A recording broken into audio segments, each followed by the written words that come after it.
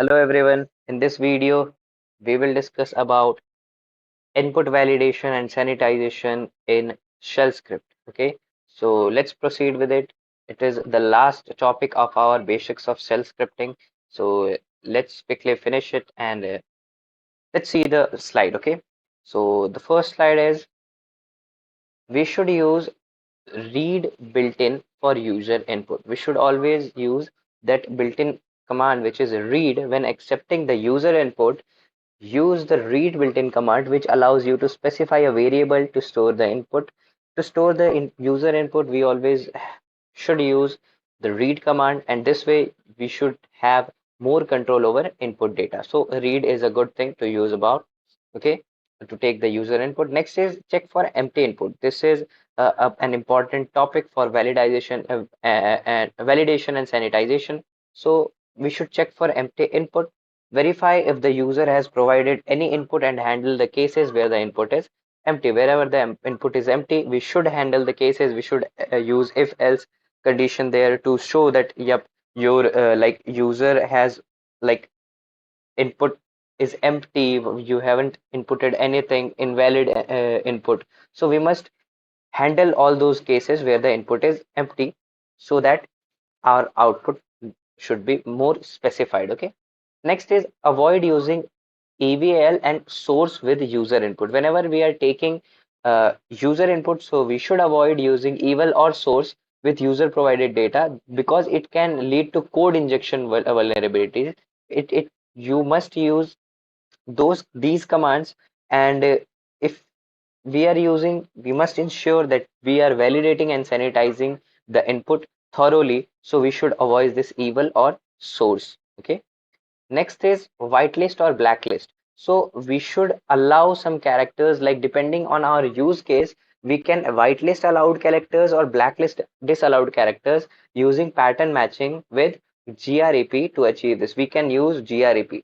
And what is this blacklist and whitelist? So we can whitelist those characters which we want to like allow. Suppose if you are entering a phone number, so you must blacklist the inputs, the string inputs. You should take the integral or integer inputs because you are taking the phone number as an input. Suppose if you want a name as an input, so name cannot be a number. We cannot insert a number inside a name whenever we are prompting a name from a user. So we should blacklist numbers from there. So that is the thing, or we can whitelist, or we can allow only name, only characters, so that only name can be specified. Okay, so we can use grep to match patterns. Next is limit input length. Suppose you have to limit input length. Suppose if you want the phone number in Indian, okay, Indian phone number, and any person who is Indian, if you want his or her phone number to be inputted in your script whenever they are executing it, okay. So while the execution of your script, if he or she is inputting a phone number, so it must be of 10 digits. So limit the input length to 10 digit, and you should prevent overflows or excessive resource consumption of that. Okay. Next is sanitize file paths. We must sanitize, we must check, or we must resolve and sanitize the paths if our script deal with file path. Suppose if our script is dealing with any file path, so we must read that link real path, or resolve and sanitize the path, check the path whether it is correct or not. Next is numeric input validation. So if we are expecting any type of numeric input, so we should use EXPR or this double bracket thing to check if the input is a valid number. As we have already used it in our first or second video, I think. So we have already like entered these type of double square brackets. So you can refer to that. Okay. Next is escape user provided data in commands.